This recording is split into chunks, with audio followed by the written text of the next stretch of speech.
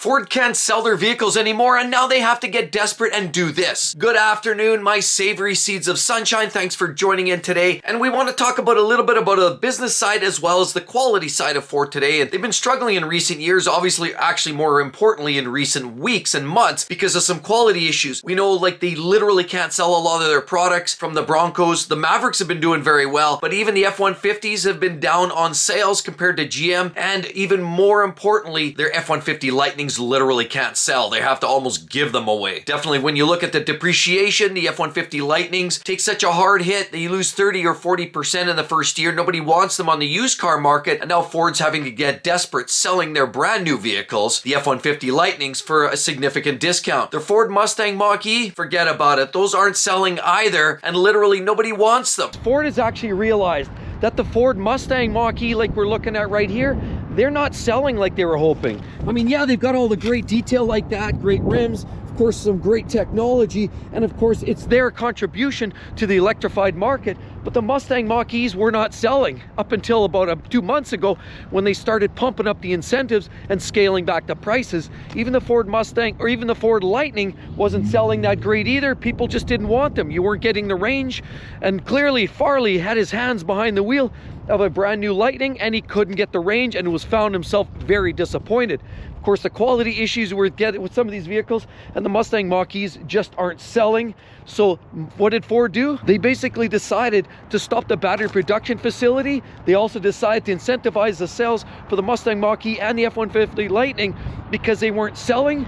So they've decided to go another route. The EV marketplace has literally hit a slump. We're literally seeing problems in that whole marketplace. Tesla sales are down. Almost every manufacturer trying to produce the electric vehicles are now faced with significant challenges in selling their vehicles. But it's not just about Ford struggling with selling their electric vehicles. Now they're obviously having to make some big adjustments. Obviously their F-150 Lightnings aren't selling, so they're now leaning on the F-150 hybrids, which now have a lot more promising results. We also have to look at the Mavericks. We talked about the Mavericks. They're one of the best-selling trucks that Ford's got. But even with the fact that they're very popular, they're cost-effective, they're affordable, they're hybrids, so they definitely appease to a lot larger clientele. The problem is there have been some quality issues. And now Ford are struggling with the sales of both internal combustion engines and as well as some of their vehicles on the electric vehicle market. We know the stage of selling a lot of those EVs, forget about it. Not happening. Again, Lightning, the Ford Mustang Mach-E, and of course now they're looking at the hybrids, but there's a big problem. It's the quality. And while some people literally can't stomach the cost of a brand new Ford, the F-150s, we've seen prices go through the roof. Full-size pickup trucks now are going for astronomical dollars, $70,000, $80,000, $90,000 for an F-150. Have you even seen the Shelby F-150? Jacked up, lifted, big boots, and huge horsepower. Those are going for astronomical money. Here, take a look. Ford goes and sells a truck like this. I mean, does everybody have this kind of money? We're dealing with a Shelby. And look at the beautiful wheels on there. Sure, big bull truck. This is an F-150 off-road Shelby right here with the big wheels. They jack it up, put the big fancy grille on the front. Here we're dealing with a Shelby. All kinds of greatness here. This greatness comes at a cost. Any guesses? How much? Let's take a look. There's a window sticker in here by Shelby American here. What do we have here? Uh-oh. There's a whole host of parts and pieces, and you can see it's got a lift kit, big boots. It's got much more performance. I mean, if you look at it here, they do say 775 horsepower. So you get the performance, the lift kit. Yeah, it's a nice truck. But $193,000? Right there, folks. I'm not lying. $193,899. Now I've literally seen it all.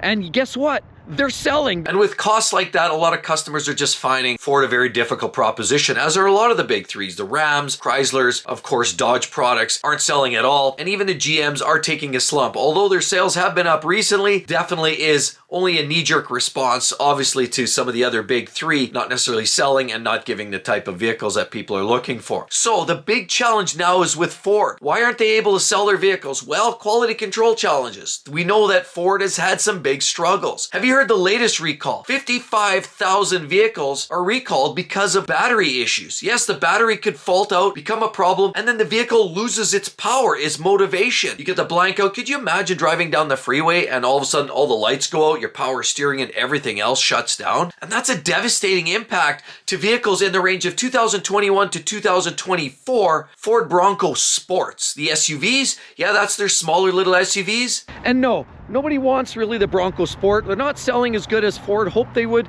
And as you can see, there's lots of them all over the lot here. There's lots of Ford F-150 Bronco Sports.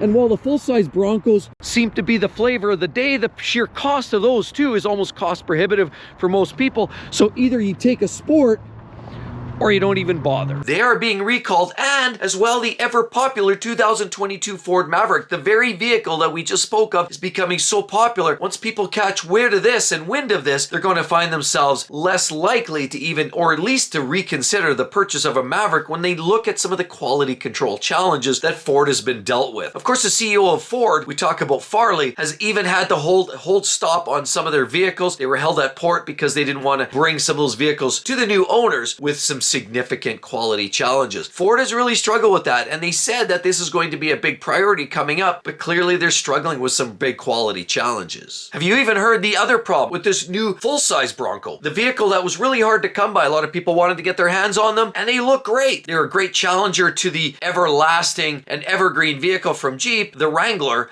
but the Ford Bronco is one of those vehicles that brought a little more pizzazz, a little more flair, and something fresh to the market. But those are even impacted by some recent quality challenges, and now there's a recall impacting a lot of those Ford Broncos, the full-size Broncos, where they say on the hardtop there's a window at the back that can literally blow out. They say there's some poorly done adhesive that allegedly can result in some of those rear windows flying out, resulting in hitting other vehicles that are driving behind you. Again, could you imagine you're driving down the road and all of a sudden a window blows out and it takes out a car behind you, that car swerves off and into the ditch it goes. Could be a devastating turn of events, and while it may not see an immediate massive recall issue or a quality issue to a lot of people, some people say, it's just a window, big deal. Any car can have a window blowout. The fact remains is it's just another example of some of the quality challenges Ford's had to put up with in the last little bit. But more importantly, how much have the customers had to put up in recent history? And literally another reason why a lot of people are going to take a second look at Ford and maybe possibly look at some of the alternatives has to do with another major significant quality issue. I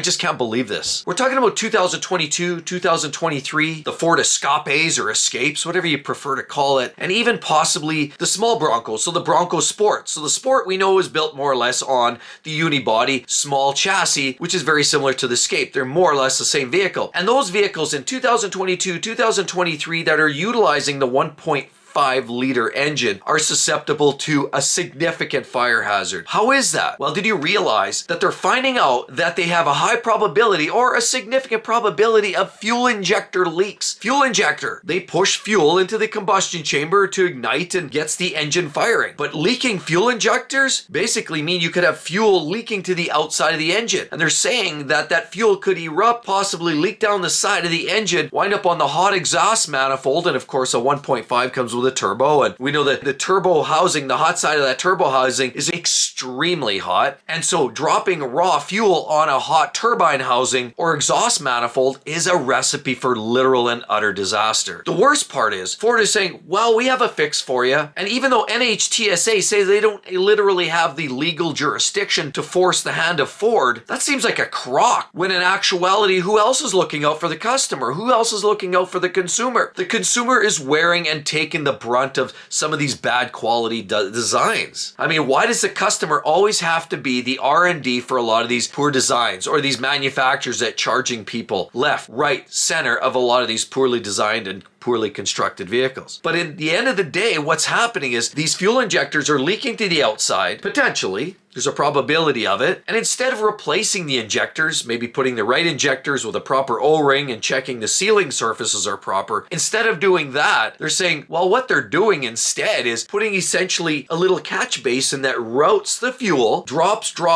of fuel, so it routes out and drops onto the ground instead. So you can literally still have hot fuel in a hot engine compartment compartment, but it's routed so that it'll catch it in a basin and drip it to the bottom of the engine or to the ground. How brutal is that, everybody? I don't understand how some manufacturer can literally get away with that. They clearly have friends in high places. They clearly have people with a lot of stroke. Honestly, I don't get this. Found on road dead or fixed or repaired daily. Why are people still continually making choices to buy these poorly made vehicles? So on top of this, part of the fix isn't just rerouting it and catching that fuel and let it run freely down to the side and out the bottom of the vehicle. Part of the fix is, well, we're going to reprogram this system so if all of a sudden the fuel pump sees, or if there's a pressure drop in the fuel or the fuel manifold or the main fuel system, we see a pressure drop in there, that might indicate that there's a leak. And if that indication suggests that there's a leak, then the computer will do its calculation and say, we're going to turn off the fuel pump. Well, that's all well and good, but fuel pressure usually drops off pretty quickly, or it could just decay. There's no guarantees how it's going to leak. It could be a very slow decay and you may not actually detect that level of pressure drop in your fuel system. Especially when the fuel pump's pushing hard, a little minor drip may not be detected. And even if it is detected, they're going to plan to shut the fuel pump off. Well, that's all well and good until you're cruising down the highway and the fuel pump just stops completely. And if it does that, could you imagine all of a sudden the vehicle starts slowing down or actually just locks up because it just starts sputtering and then stalls? And if it stalls and you're cruising down the freeway doing 80 miles an hour and somebody behind you starts piling into you, there's no way this can end well. So at the end of the day, what has Ford been thinking? Quality control issues. They can't sell their EVs, and of course their internal combustion vehicles leave a little bit for the imagination in terms of quality, fit, and finish. And I'm at a loss. That's why I'm fumbling for words here today, everybody. I really do apologize, but I can't believe that A, we have manufacturers that still build this type of quality, B, they won't own up to it, and C, we don't even have regulators looking out for the customers and the consumers of this junk. So at the end of the day, I mean, everybody's got a right to buy what they buy, and I'm not saying don't buy that, because hey, every manufacturer has slip-ups. I mean, we also know, we've seen Toyota with rod bearings in their latest twin turbo V6s. We've seen wastegate problems with Toyotas. You know, we've seen Hondas with issues with their 1.5s and their oil and fuel dilution issues. We've seen, of course, Chevy having a lot of issues with transmissions and lifter challenges in some of their full-size pickup trucks. You know, Rams, they can't make a good engine to save their lives. So a lot of these OEMs are having struggles right now, but the struggles are coming out of the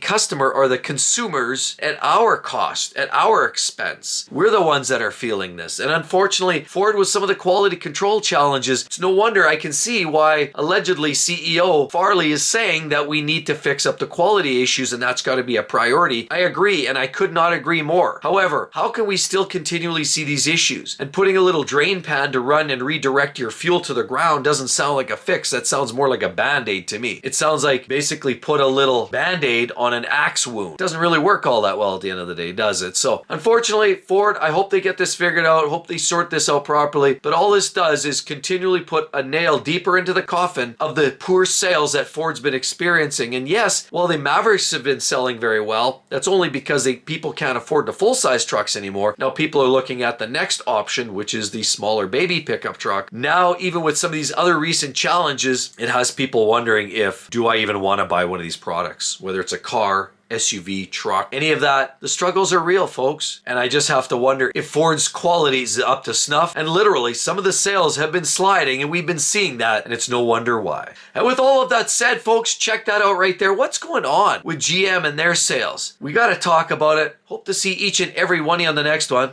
We'll see you all real soon. Bye-bye.